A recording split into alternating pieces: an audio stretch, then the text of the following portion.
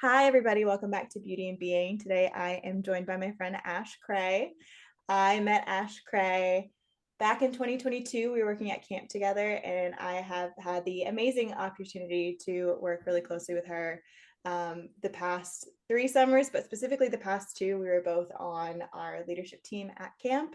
I've got to see Ash really grow and develop, and I'm excited to call them a friend and to be on that journey next to them. Their second summer, they were the head of our youngest age group, which is 5 and 6.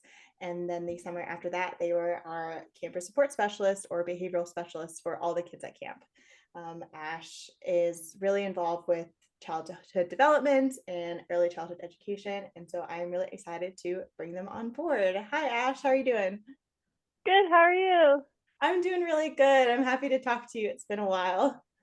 Yeah, it has. I'm happy to talk to you too.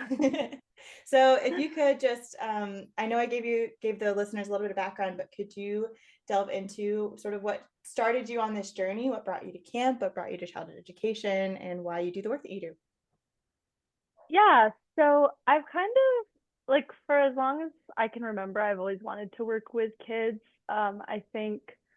I honestly think it kind of started when I was a kid myself. I just always kind of felt like the teachers and like other adults in my life besides my parents were the ones who like I don't know, I just felt like I had really meaningful relationships with them and they could really make an impact on my life.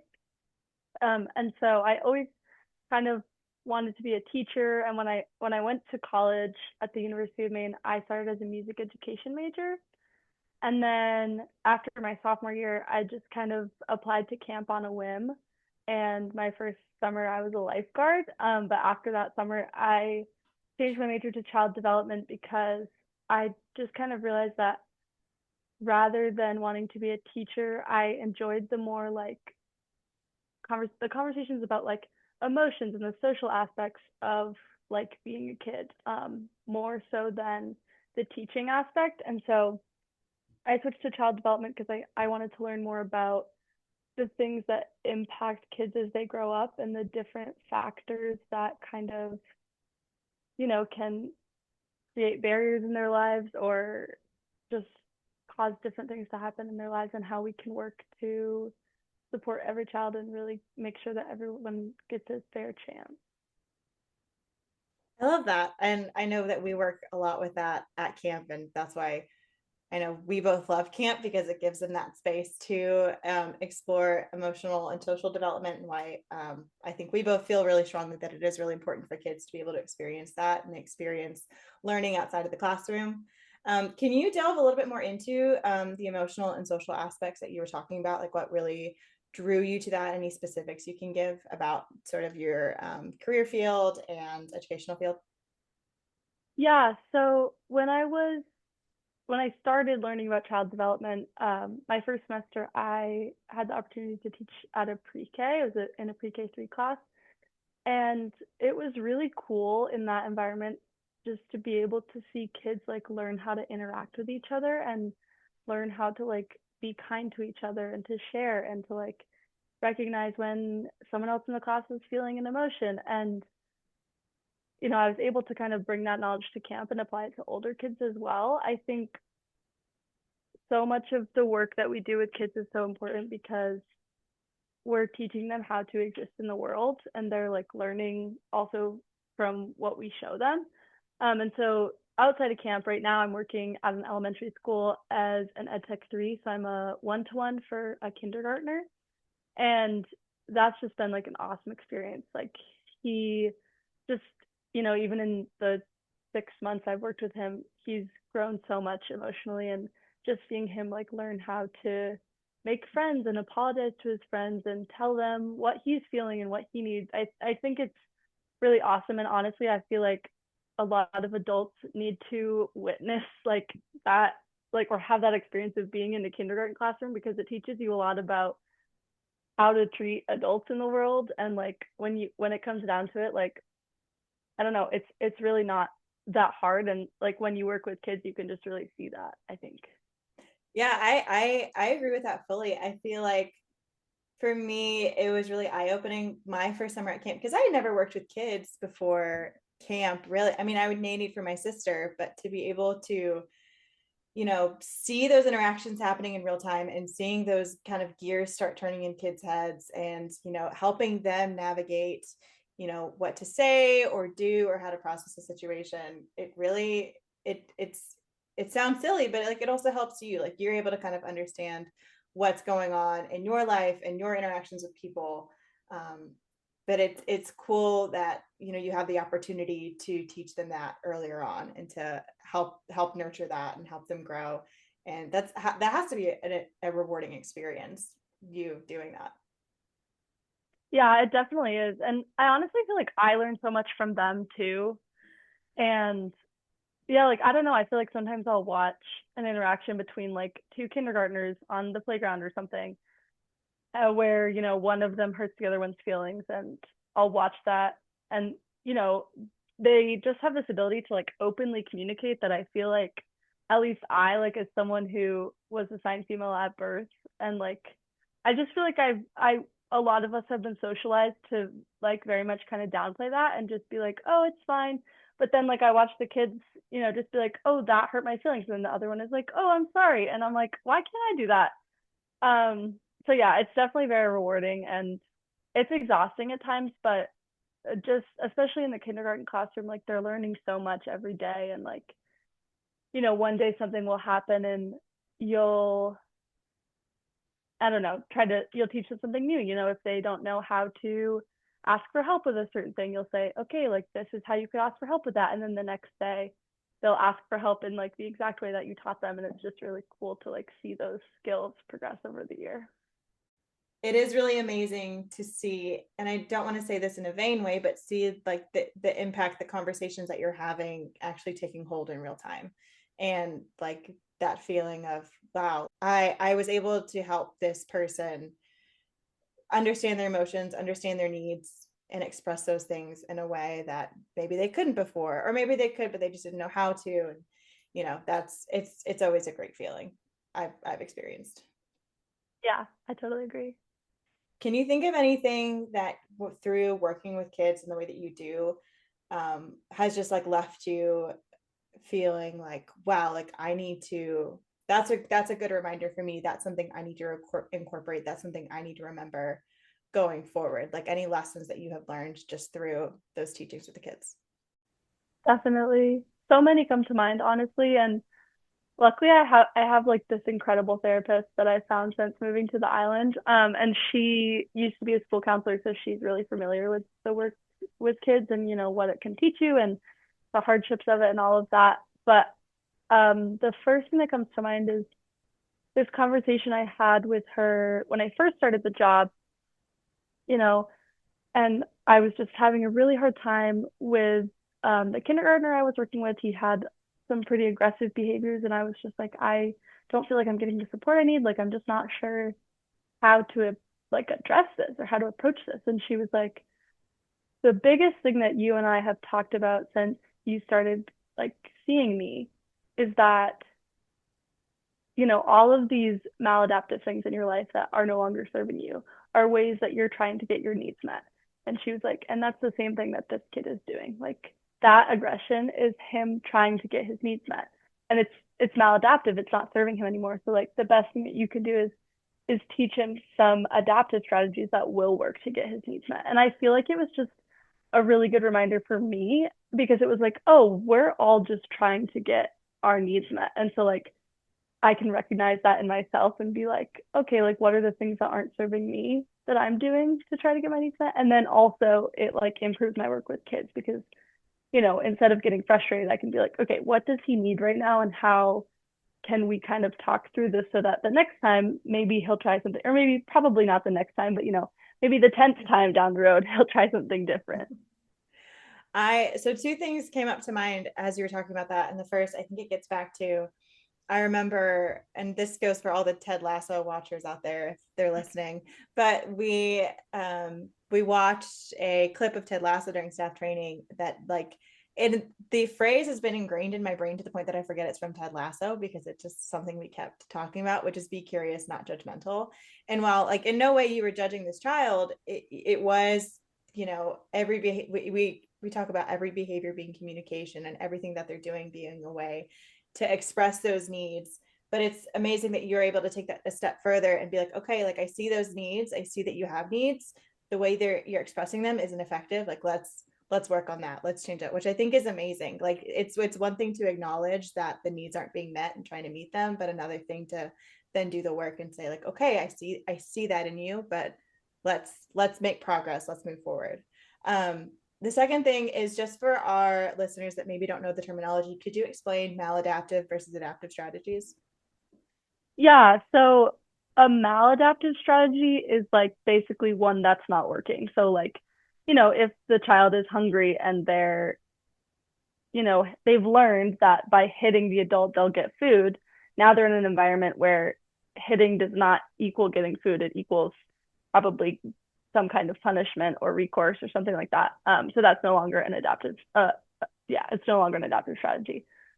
So it would be maladaptive. And then an adaptive strategy is like one that would work. So usually at the school that I work at, we talk a lot about like replacement strategies or replacement behaviors. So telling them, next time you're hungry, instead of hitting me, you can say, I would like a snack. And you have to say it a lot of times before it actually gets through. But eventually, the hope is that they will say, I want a snack instead of hitting you. Thank you for Yeah. explaining it. Okay, so I know you talked a little bit earlier about, growing up, how you always wanted to work with kids, and a big reason for that was it was the teachers, the instructors in your life that were really positive influences on you. Can you maybe delve a little bit more into maybe who those people are, how they impacted you, and if you still pull from them now, if you still think back to them now as you interact with kids? Yeah.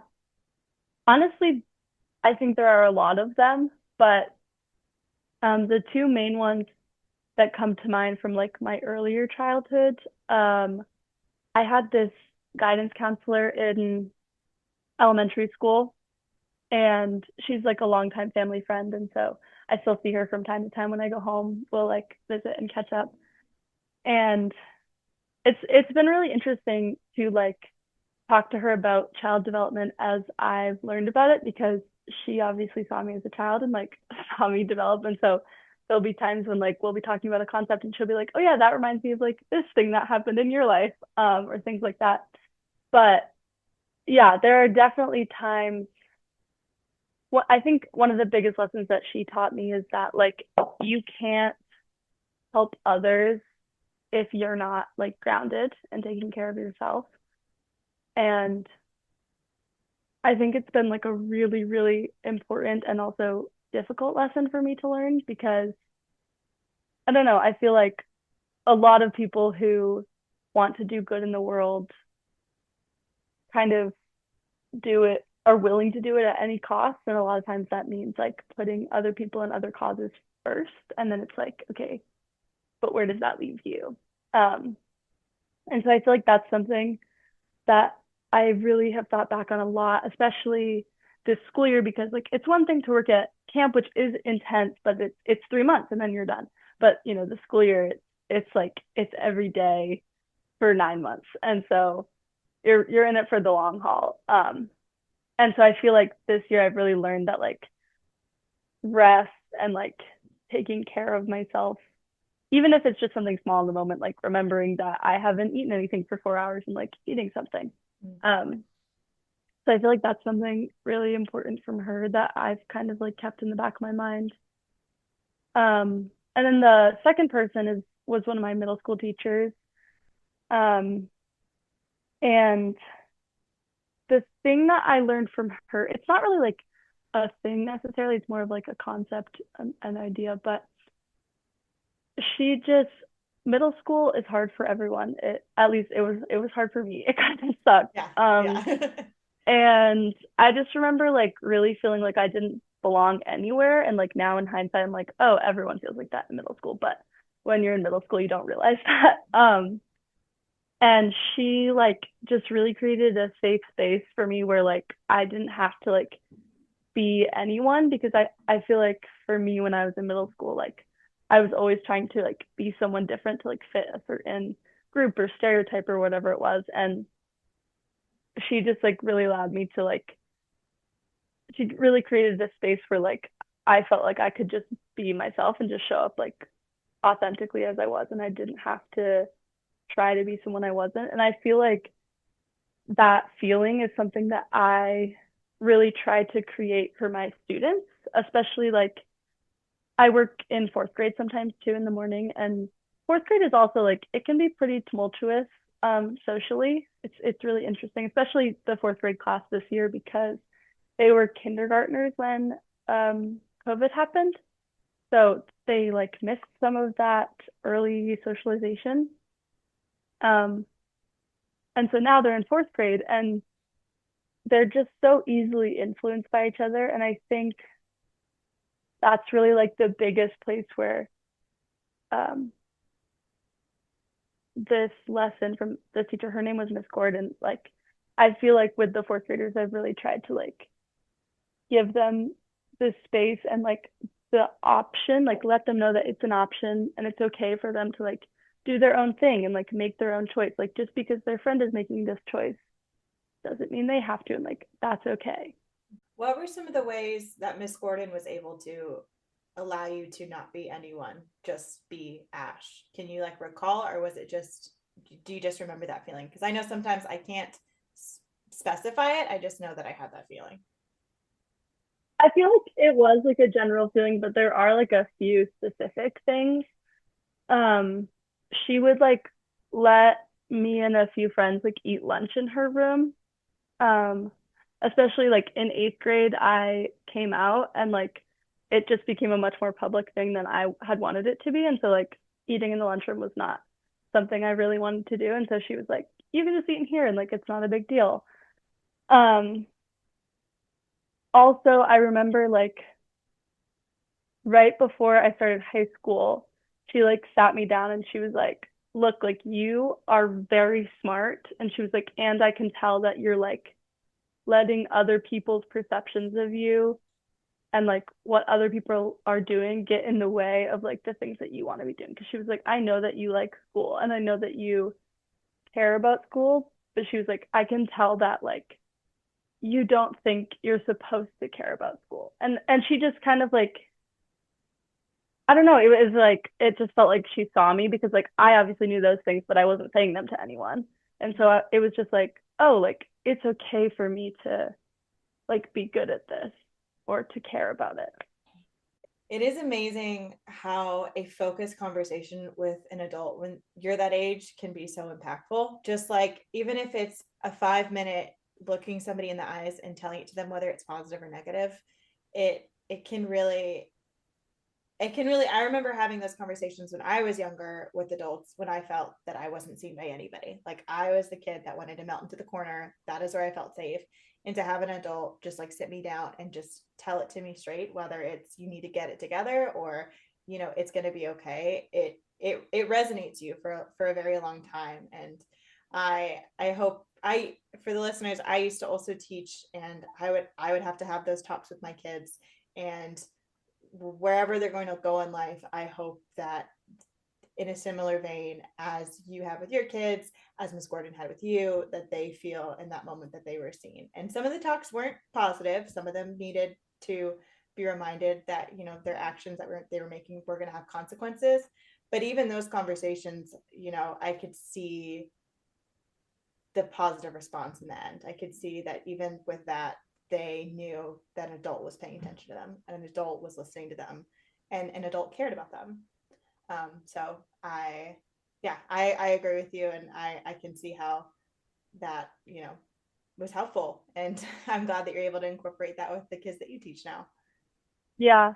Yeah, and I feel like what you just said about like knowing that an adult cares about you can be really big for a lot of kids and like knowing that an adult believes in you. Like I feel like a lot of the times the conversation I will have is like not like in an I'm disappointed way, but in like I don't know. I feel like I'll just say to them like, I know that you know this isn't the right decision, Mm. because then it shows them that I believe in them to make the right decision, and it also gives them like allows them to take responsibility for like, oh yeah, I made the wrong choice, and like I do know how to make the right decision. Yeah, exactly. It was never a place of I'm disappointed in you, I'm sad in you, because hearing that we're disappointed as a kid, like it's I felt like it was the worst thing anybody could say to me. I never wanted to let somebody down that way. Um, for me, it was, you know, very clear. I mean, we talk about it at work where it's your actions have consequences and you need to learn from the consequences. But sometimes, when they're 14, 13, 15, well, at least with my kids, because I taught freshmen, it's really hard for them to see that what they're going to be doing is going to have an impact. And I would have to sit kids down and be like, I know you are smart. I see it every day. I see it through my conversations with you. I see it in the way you interact with people. You are socially aware. You know what's going on, and just asking them why. I'm curious why. Why was this a decision that you made? Why is this something you were wanting to do? Because it's going to lead us down this path possibly, and I don't want that for you because you deserve so much more for you deserve so much more than that, and you deserve more for yourself. And helping kids see the value in themselves. And it's I don't want to say it's tough love because I don't feel like there's anything tough about it. It was just, I want you to have value in you because I have value in you. I see that value in you and I want you to see it for yourself. Yeah, and I think that's super impactful. And like, yeah, like I think just asking the question, like, why did you do that? Because, at that age, like we joke around at camp, like, like soup brain, but like really, like their prefrontal cortex, their decision making center is not developed. And so maybe, most of the time they weren't thinking about why they were doing it. They were just doing it. Yeah.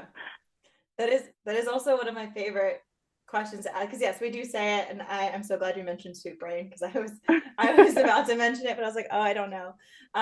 For the listeners, soup brain is Ash explained it really well, but when they're at that age, their prefrontal cortex isn't developed, so they have rarely limited critical thinking skills and predictive thinking skills, for lack of a better term. So sometimes teenagers um, do things and they don't know why they're doing them, or they do things and they're just not thinking about what's going to happen next. For example, um, I say this with such love in my heart. I had a camper one time that took it upon himself to pick up a PVC pipe and just start hitting rocks like baseballs. And I had to ask him, and it's one of my favorite questions is, hey, why are you doing that? And having them walk through the reasonings why first, and then asking them to predict, okay, what do you think is going to happen next? Okay, what if somebody walks past and you don't see them? Then what's going to happen? Oh, is it going to be bad? Okay, we should put the PVC pipe down then. Yeah. Are there any, because that's my favorite question to ask kids. Is there any questions or your favorite kind of comment to make? Because I know it's really easy to, especially in your line of work, things get really serious really quickly, and it's hard to find that joy when you're having these moments with the kids. Because I know that you and I would both get called, and you more so because it was your job at camp for really serious cases, really we need the big guns sort of things. But was there anything that you would do to kind of bring joy in those situations where you just like in the back of your head that you can't laugh, but you really want to laugh? Yeah, I think like this is more so for school rather than camp, but I feel like something I find myself saying a lot is just like, oh, that's a really interesting thing that you're doing. Because like, I'll see kids do something and I'm like, wow, I genuinely have nothing else to say other than that is really a really interesting thing that you're doing. And then usually I'll say like, could you like walk me through why you're doing that? Yeah, I feel like another one is just like, what should you be doing right now? Because like a lot of times, like, I mean, it happens to me too, but like kids just like lose track of like what they're supposed to be doing. And then suddenly they're like, climbing a tree. And you're like, so that's definitely not the thing you're supposed to be doing right now. It's like, what is the thing you're supposed to be doing? Um, yeah. I think those are some of my favorite ones. Um, I feel like in all seriousness though, like an important thing to keep in mind, like when you're in those intense situations, is that like I feel like it can be really easy for it to feel like it's like you versus this kid. And then you're like, why is my number one enemy an 8-year-old right now? But I think it's important to kind of flip that mindset and be like, no, like it's me and this kid against the problem, whatever that is. Mhm. And like you and I both, like in our jobs at camp, like it was our job to like support campers and figure out how they can be successful at camp. And so I feel like just saying that to them is like, I want you to succeed. Like I want this to go well for you, but like right now it's not. So like one needs to change. Yeah, I absolutely agree with that. I mean, I remember I feel like a lot of my calls were, the middle school kids sort of situations.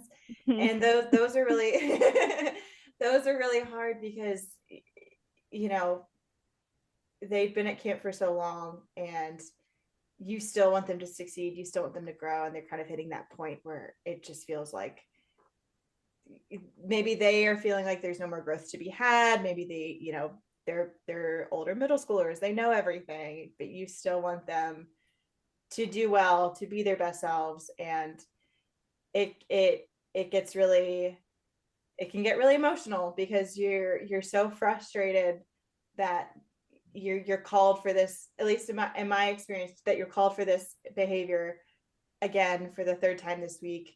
And you want them you want them so badly to be able to stay at camp. You want them so badly to be able to work through what's happening. And I agree with you. There's never a time where I was like, it's never me versus this kid. It's me and this kid versus what they're dealing with, what's going on. It's a little bit of investigative work of, is it something at home? Is it something with a friend? Is it something um so I love that you said that, because that's something that I feel like we, you know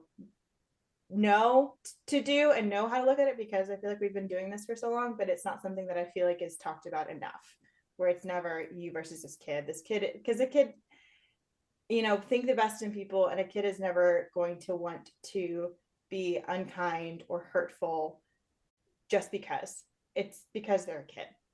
And that's why we do what we do, is to help that. It gets back to all your one-on-ones with the kindergartner as well. Yeah, definitely.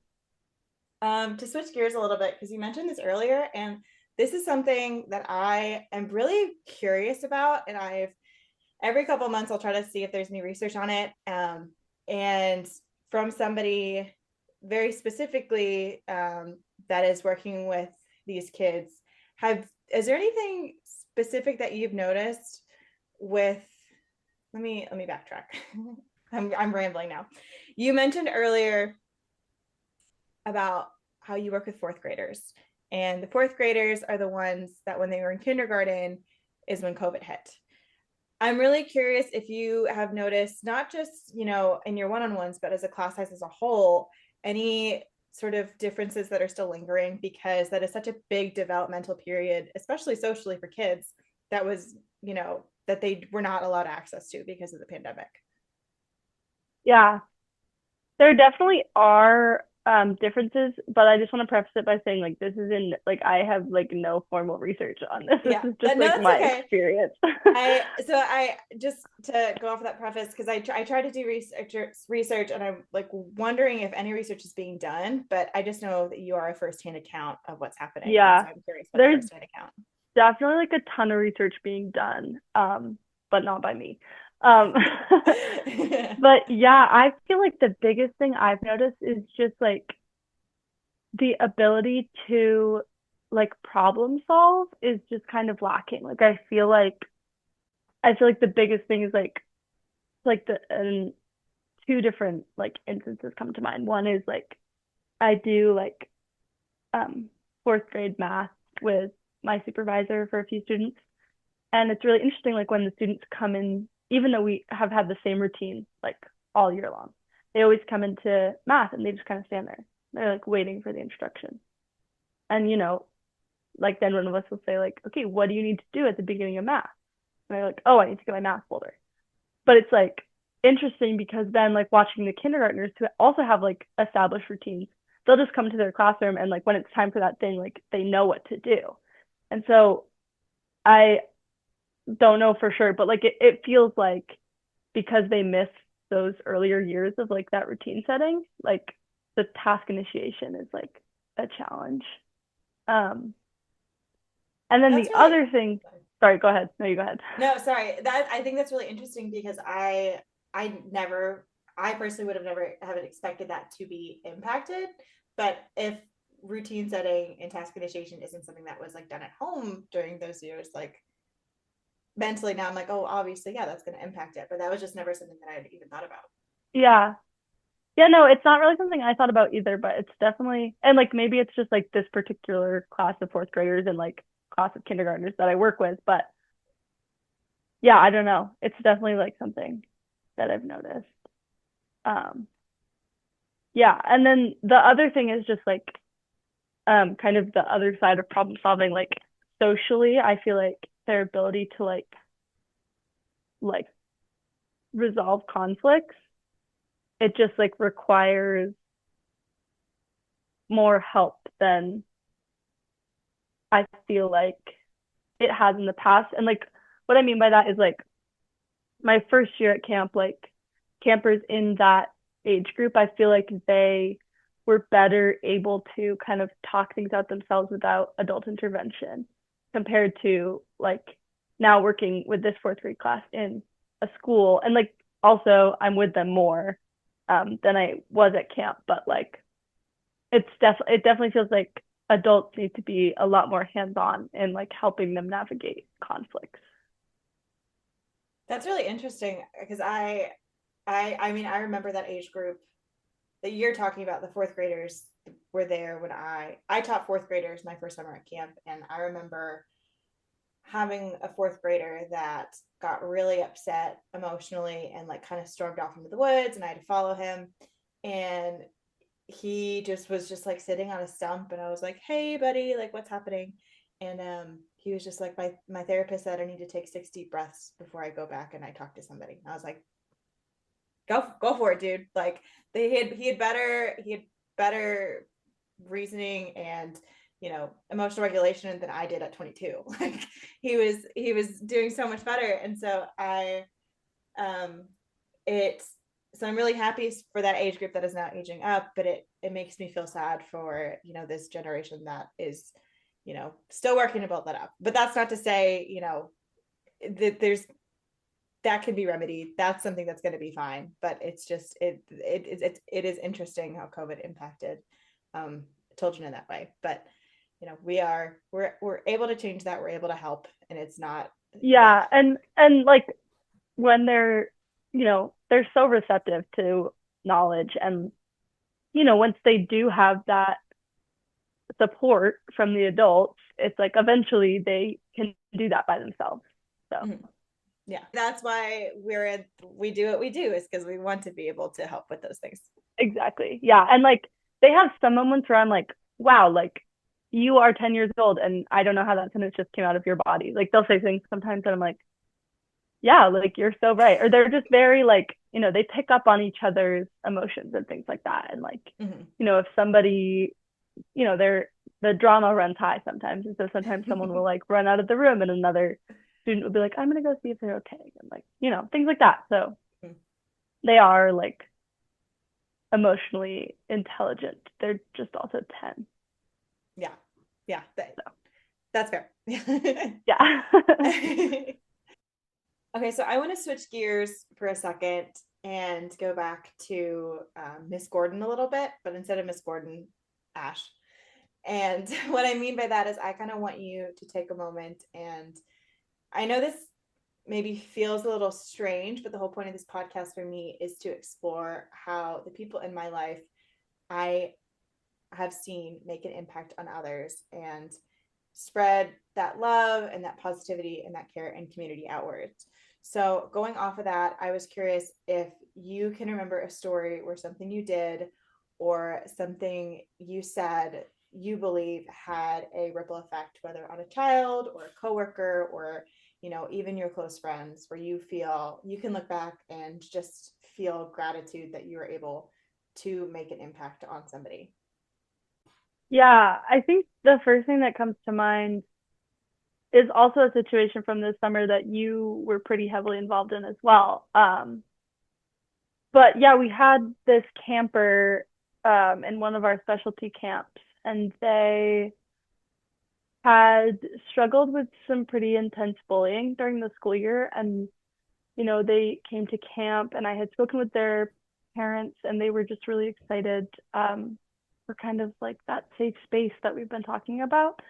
And then the people that they had been, in conflict with all school year came to camp. And so we were kind of faced with this situation of like, how do we make this a space where this camper still feels safe, um, while also like including the other campers. And yeah, I feel like Sarah, you and I both like fought pretty hard to make sure that that camper like was able to stay in different groups than the other campers all summer and like felt safe and protected and like they had support at camp. And the impact was just incredible. I remember like one week, the camper was scheduled to be in the same group as one of the other campers, and so our supervisor Matt like asked me to go speak with the camper and just ask if they would be comfortable like switching into one of the specialty camps. And I like before the sentence even left my mouth, this camper was like, yes, I'd love to. Like, can I don't even think I asked the question. And they were like, yes, can I please stay in art spec camp? And like they just had like the biggest smile. And it was just like so great to like, and also like a lot of that credit also goes to the specialty art counselors. But it was just a really like meaningful situation, and like it felt really nice to be able to create a space where that camper wanted to be and like was excited to show up every day, and they felt like they had a place, and they knew that like we were watching out for them and we wanted them to be there and like they wanted us to be there. And it was just like, I don't know, I just remember like feeling really like proud is the wrong word, but I guess proud, like proud of how we worked as a team to like figure out how to support that camper and make sure that they knew that like they belonged at camp, and camp is and always will be a space where they're welcome and wanted.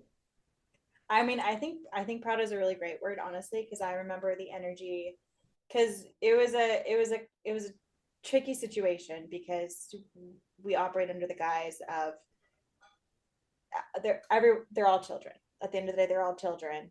However, we're caught in the crosshairs of not wanting to kick anyone out of camp for anything that was had happened outside of camp, or labeling a child in any sort of way before they've even stepped foot on camp. And that was the situation we found ourselves in. But there was this energy where nobody really knew what was happening. They just knew, okay, we just need to make sure that these individuals interact as little as possible. And I just remember like feeling a surge of energy just within the whole staff of like, got it, like 100%. Because I mean, that's the reason why we're all there. That is the main reason, is to give kids a safe space, give them that care, and doing it in any way, any form possible. And yeah, the specialty arts counselor, I mean, she was incredible. She both were Sarah, Sam, and Theo. They were both amazing and really, really fostered that safe space for this camper. I have so much love and gratitude for them both, because I think they're both such amazing people, and I think they're also a big reason why this camper had an amazing time. And I like you bring up that story of like, before you even asked the camper was just, yes, absolutely, because the camper was so excited to be in art spec. Like, it was 100% just like, put me in art spec. I love it. I love Theo. I love Sarah, Sam.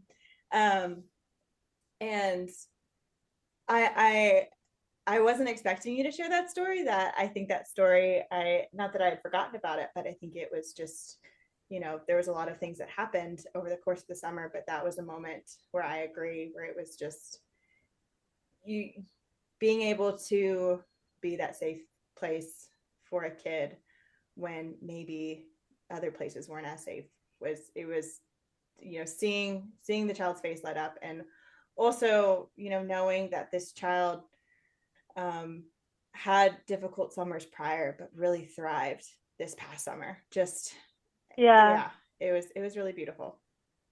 Yeah, and I feel like that was like one of the first times this summer that I was like, oh, like this is what my job is. Like my job is to advocate for campers. Like my job is to like help them get their needs met because like there's so many kind of seats in our leadership team and you probably felt this way too as like assistant director, but I felt like at times like I was like, okay, everyone has like a specific group of people that they're like assigned to like oversee, and then like there's me, and like sometimes I'm doing a lot of things and sometimes I'm not doing anything, and like where does that leave me? And so like I remember like that conversation.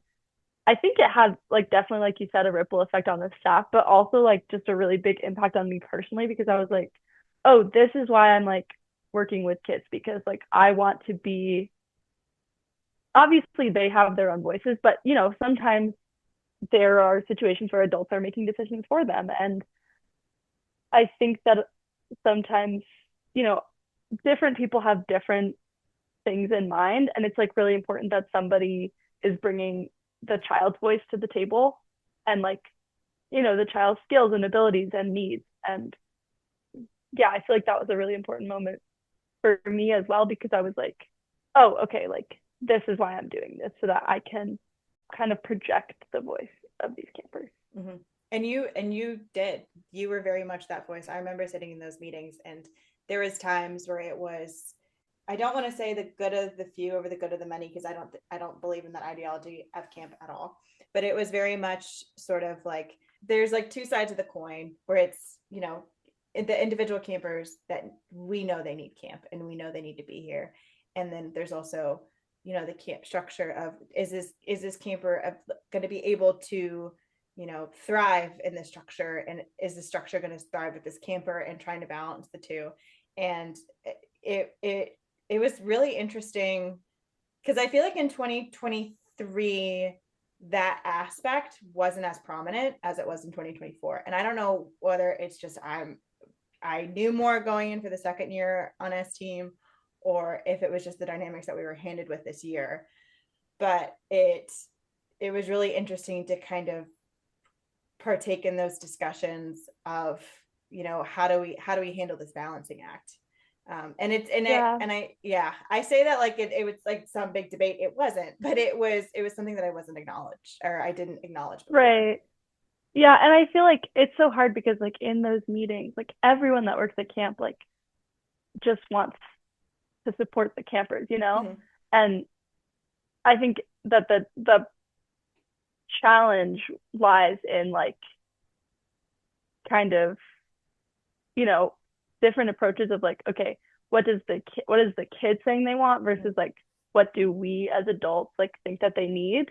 And I feel like that's a lot of times like kind of the toss up because like obviously it's important to include the child's voice, but also like, you know, sometimes there are things that like I don't know, that obviously the child's not considering and like they shouldn't be because they're a kid. But yeah, I feel like that's kind of where the like I don't even know. Like it wasn't really a debate. It was No, I think it was just whatever it was. yeah, just the dichotomy of it, which I don't think I had realized before, and that's a good way to put it, which is the voice of the child versus the voice of the child as a person versus the adults in the room that are able to do our best to kind of help nudge into a certain direction of growth, and or just group dynamics, understanding group dynamics and things like that, and will this child be able to interact in the dynamics that we have or the camp day that we had, because it can be physically draining, it can be overstimulating, and as much as a camper wants to be at camp, maybe this stimulation isn't the healthiest place for them, and like where do we draw that line, or we'd rather Yeah. have them at camp versus somewhere else right now. And So it was a really interesting, but I was very eye opening. Yeah, And definitely. you had a big role to play in that because you were their advocate. I saw it, and you were fighting for them. Yeah, and you were too. And I think like I don't know, I feel like moments like that, I don't know, I feel like they just kind of remind me of like why I do this work. And also, and I feel like a big part of it is like that's what I would want if like there was a situation where I couldn't advocate for myself or I didn't have a seat at the table, you know? And so I feel like in that way, like camp kind of is like a smaller version of like the real world because it's like I feel like something that I value a lot in my life is like just being an advocate for people when they can't for whatever reason. Like most of the time I feel like it's because they haven't been given a seat at the table. Mm-hmm. And, it's like if you do have a space to like speak your mind and you're being included in the conversation, then I feel like you have like a responsibility to like include people who don't have that space. Yeah, I wholeheartedly agree with you, and I think that ideology um, should and needs to go past just the camp table. I think that's something that needs to Yeah. be incorporated in more aspects of life happening right now. Um, Yeah, definitely. yeah, as we're talking about that though, I'm curious because obviously this is something you feel really strongly about and you do for others. Do you, not to get too introspective, but do you know where that trait sort of developed in you that you have this need or desire to be that advocate for people that can't? That's a really interesting question. Um, yeah, I feel like it, I don't know, like I had a pretty interesting childhood. And I feel like in that a lot of times, like I didn't have a lot of choice, like my parents got divorced when I was 2, and then my dad got, or he didn't get remarried till I was 10, but he entered a new relationship when I was 3. And there were just all of these things happening where like I felt like everyone was making decisions and like I was facing the consequences of them, but nobody wanted to hear what I had to say. Um, and so, yeah, I think that it definitely comes from that, like just that feeling of being like, why is nobody listening to me? Like this is so frustrating. And so I feel like I can relate to that and like I can see that in kids when they're like, okay, nobody's actually listening to what I have to say. So like, why would I do what you're telling me to do? You know? And it's like I know what that feels like. So when I see it in a kid, I'm like, yeah, like I get where you're coming from and like I want to hear what you have to say. And I bet you're able to connect with so many kids because I know your experience is very specific to you, and not a whole lot of people can say that's where it stems from. However, I want to say that I feel like a lot of kids, most kids, sometimes feel that people aren't listening to them. And because I mean, just imagining like being 3 and being like trying to, or 5 or 6, because you, with the group that you work with, it's really hard to feel like adults are listening to you, they understand you, and sometimes it is hard as an adult to acknowledge their emotions because I mean, I think like when, I can't speak for you, but like speaking for myself, growing up, if you had a need or something, it felt like adults see it and it was small. Why are you upset about this? It's so tiny. It's so tiny. Stop with whatever emotions you're having. But when your, viewpoint as a child is only this big and the problem is this big, it's a pretty big problem. It's a massive problem. Yeah, it's a Uh, huge problem. yeah, and so I commend you for your ability to kind of take that energy and take, you know, what's happened with you and your life, and to be able to channel it into something supportive for a lot of kids, because I know, a lot of kids struggle with that. Yeah, thank you. I appreciate that. I like the way that you put that. Like, yeah, if your viewpoint is only this big, and that's how big the problem is, like, that's everything. That's it. Yeah, it's There's hard. nothing else. Yeah, I yeah, mean, like, in 2008, our parents are dealing with the recession. That's stressful. That is absolutely stressful. I don't know what's happening. right. Like, I was 6. What's a recession? Yeah, Yeah. Um, well, thank you for sharing. I wasn't prepared to ask you that. I know you weren't prepared for me to ask that, but I, you know, it's it's something that created you, and it's nice that you're using that and channeling that energy into helping others. Yeah. I know we talked a little bit as well about, I've seen firsthand experiences that have just happened at camp. And I know you also talked about school being a whole different, beast. And while I taught as well, I taught high school, and it's a lot easier to reason with a high schooler sometimes than it is to kind of reason with kindergartners or fourth graders, which is why I specifically don't go into elementary school. So I commend you. Because and again, it's nothing against the kids. It's just a different way of communication. It's just not a communication that I am equipped at. I'm a lot better to talk sassy to high schoolers than I am to talk with elementary schoolers. But going off of that, I know there's been some challenging days. I've seen some challenging days. What keeps you going throughout the day or throughout this career path, um, with when you're faced with those challenges, those emotions, because it is a high emotional job. Yeah, what keeps you going? What keeps you wanting to come back and wanting to keep doing what you're doing? Or what's something that you find healing for yourself when you need to take those moments?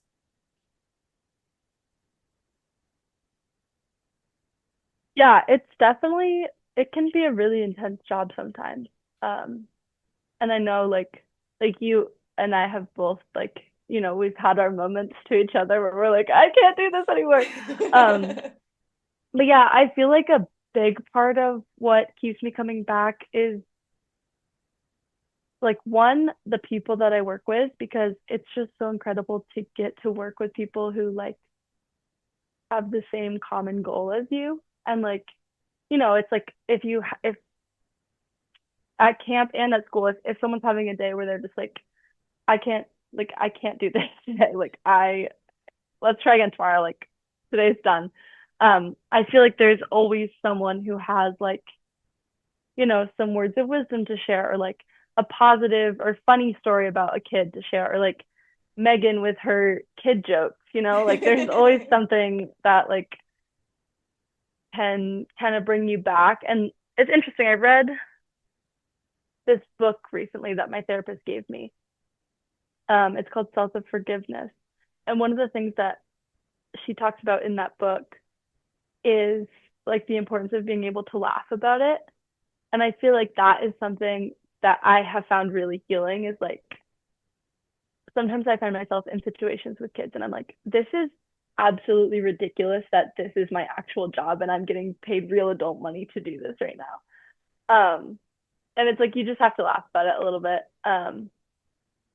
And yeah, so I feel like those are really big things. But then also the kids, like I feel like they're just like anyone else, like if one day they're having a really bad day and they have only horrible things to say to you that like really punch you in the gut, 2 days later they're gonna have a great day where like they think you're the coolest person in the world and they want to show you all the things that they're doing and making. And I just feel like it's a really good reminder to be gentle with them, but also to be gentle with myself, because it's like not every day is going to be everybody's best day, and like that's okay.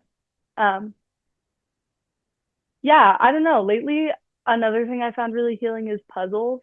I like will come home from work and there's like this 30-minute window when I get home from work where like I can't talk to anyone. I can't do anything. I need to just like shut my brain off and like process the day. And then I'm like, okay, I'm ready to be a human again. And so like I feel like in the past I've always like scrolled through my phone. Um, but since the beginning of the year, I like have deleted all of my social media apps. I'll like download them every once in a while when I'm like, I really want to go on there. But instead of like just scrolling, like doom scrolling and being like, oh my gosh, the world is ending, I'll like come home and just like do my little puzzle. And I'm like, oh, like these are pretty flowers. And it's just like I've just found it's like a really good way to like, I don't know, kind of like restart my brain almost. I I love the puzzles. I love that very much. And I really resonate. Well, first off, let me acknowledge everything that we said about children because I wholly agree with that. I remember there was times where I would have to have difficult conversations with kids, and they were very serious conversations. However, still in the back of my brain, it was just like, I can't believe that I am having to have this conversation with another human right now, but we're going to do it anyways. This is something that, I get paid to talk about right now. And I won't go into all of that, but some of them, and Yeah. they were very interesting conversations. Yeah. And I feel that with my high schoolers too, because again, I'm really good at,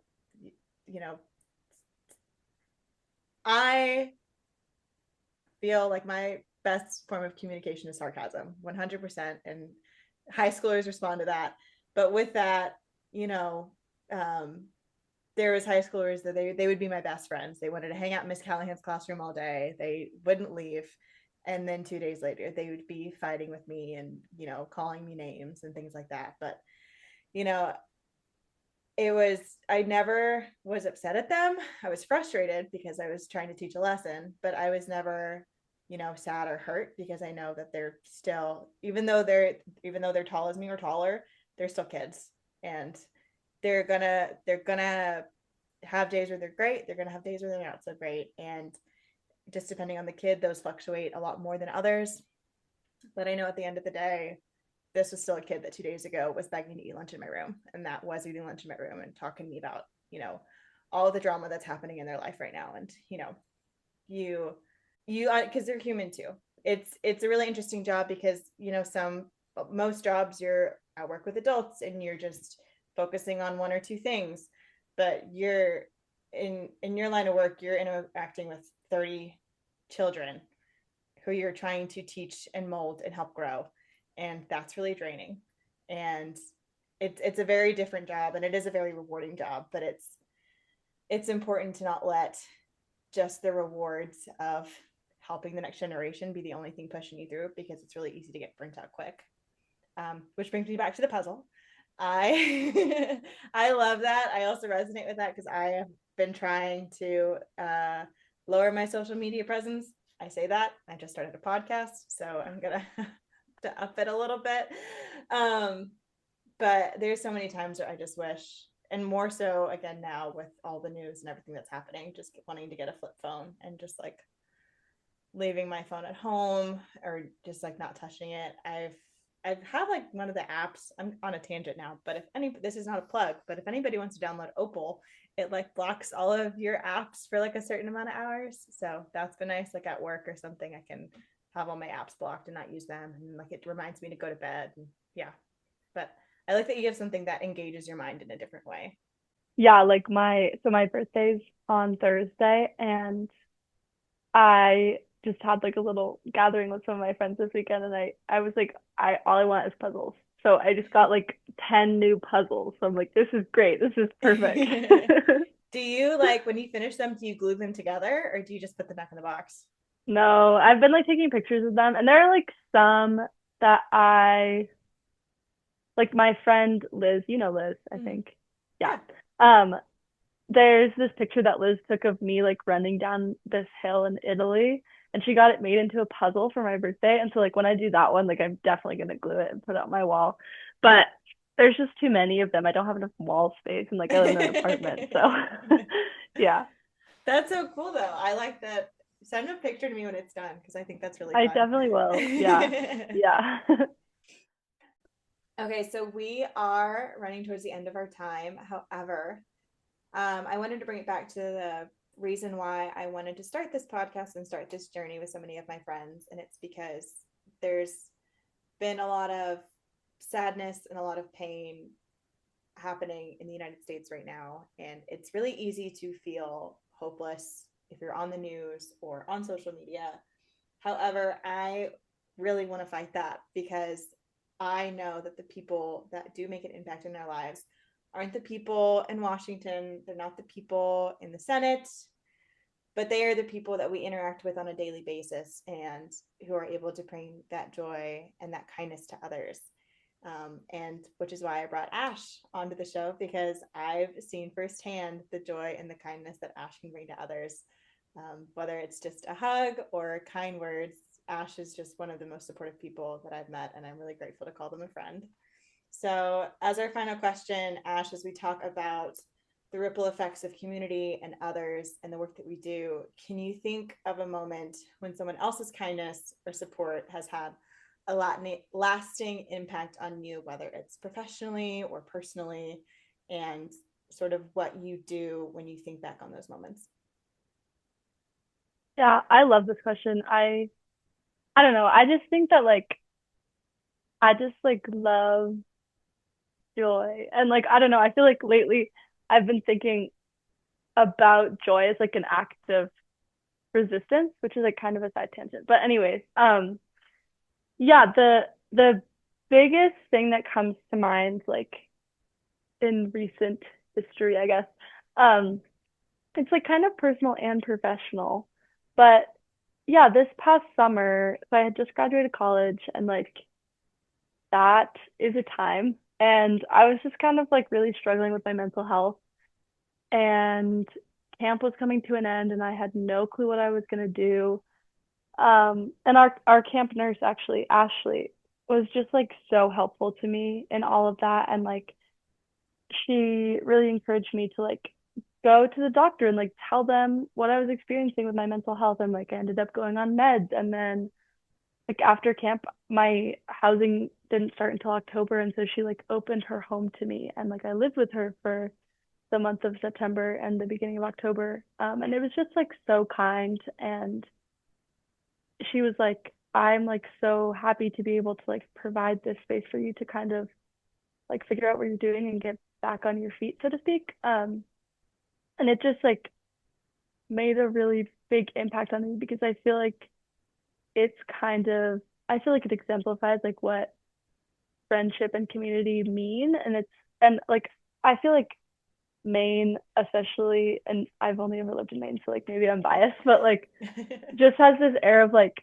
it's okay to inconvenience people, and like that's what friendship is. And like yeah, I just feel like what Ashley did and like pushing me to get the help I needed and like opening her home to me was just so kind and incredible because she didn't have to do that. And like in a lot of ways it probably inconvenienced her, but she was like, it's okay, I don't mind. And I feel like it really just kind of like reignited that spark in me of like, okay, like I'm gonna take care of myself so that I can extend this to other people now. I love everything that you just said, and I want to unpack all of it. So we're going to do that. First off, I just thank you for bringing up Nurse Ashley, because she is an amazing human being and I love her very much. And I didn't realize that you ended up living with her in September and October. Um, Yeah. that's just she's just a wonderful human, and I'm so grateful to know her. And especially, and we worked together in 2023, and she was the nurse in 2022, but I feel like this past year she was a lot more involved with what was happening, and I was really grateful to be able to, you know, grow closer to her, because she's just incredible. And I I know not everybody's gonna have a chance to meet Nurse Ashley, but if you ever see Nurse Ashley, just say hi. She's great. Um, but I love what you said too, of like that is what, you know, friendship and joy is extending that out, like wanting to do better so you can extend that offer to others. And as we talk about the ripple effects, like that, you said it so well, where it's I want to do better because this person has showed me kindness, and I want to be able to be the person that can show that to others, because that was able to help me. And it kind of gets back to again what you said about like making sure like your cup is filled first and being able to fill your cup before you're able to fill others' cups. And it's it's great how it all ties in together, because I those are things that I feel like I sometimes forget. And with friendship, yeah, it friendship is an inconvenience, but it's the best inconvenience. Please inconvenience me. Please. Like I'd rather be inconvenienced if I know that my friends and people that I love and care about are safe and secure. And, you know, give me your burdens, give me your pain. Like I want to be the person to help you, because it's a really hard world if we're just letting people take care of those things by themselves. And that was just Yeah. beautiful. Thank you. I also, you said this earlier and you said it was going to be a tangent, but you said it and it resonated with me because I feel something similarly, but I want to hear your thoughts first before I go into mine. You said joy is an act of resistance, is I believe the term you use. Can you unpack that a little bit? Yeah. Yeah, this is something I've been talking a lot about with my older sister Taylor and my girlfriend Emily. I just think like especially in the time that we live in, like you talked about where there's so much like pain and sadness and like I think it just feels a lot of the time like the systems that we live in, like not to be like we live in a society, but we do live in a society and it's a capitalist society and like that system is not built to like bring us joy. It's built to produce things. And so in that sense, like I feel like being joyful and like just doing things that bring you joy are an act of resistance when there's so many things that are saying like, no, you have to work all the time. Like, no, you can't do this, you can't do that. Like, you shouldn't be happy because there's all these things. Like, to just be like, okay, but I am happy and like these are the things that are bringing me joy. And like, yeah, there's those bad things and like I want to keep fighting to get rid of them. But like right now in this moment, like I'm happy. Like that, I think to me, that's really powerful. I thank you for unpacking that because I agree wholeheartedly with you. I think, and it's sometimes it's hard because I feel fortunate that I'm not a person who is at the most risk at the moment. I am not an immigrant. I'm not trans. Um, and so sometimes it's hard to say, joy is an act of resistance with the knowledge that there are these other people that are really scared and really suffering. However, it is also so important. It is really important to keep that joy because the moment that joy is lost, um, it's the losing battle, and it's really important that even in the hardships, even in these scary times, to keep that joy. And I want to kind of segue because I also felt something similar, except it's with the word hope. For me, hope was an act of resistance, and you know we can lose everything, but as long as we have hope, there's always a reason to keep wanting to move forward and keep trying to chart that path forward. There is an avenue of change. There can be brighter days. We just need to keep working and doing what we can, but still making sure that again our cup is filled and that we are able to take care of ourselves before we can take care of others. So I just wanted to thank you for explaining that a little bit more because I wholeheartedly agree with you. Yeah, definitely. Well, with that, I want to thank everybody for listening. Ash, I know you said you're off socials, but if people want to find you, can they find you? Or are you off grid? Yeah, no, I'm still like it's still up there. I just like deleted the apps from my phone. But yeah, I think like my Instagram is just like Ashley Cray. And I feel like that's one I use the most. So Okay, so you yeah. can follow them at Ashley Cray. And then for this podcast, you can find it at the Beauty and Being podcast on Instagram as well as on Facebook. And if you want to follow me and my travels, my name is S_Callahan98. However, I feel like that should change to something easier moving forward. But Ash, Yeah. thank you for taking the time today. It was lovely to talk to you, and I really appreciate it. Yeah. Thank you. You're welcome. Okay. Bye. Bye. Cut. Okay. You don't have to. Yay. That was Yeah, that was so fun. awesome.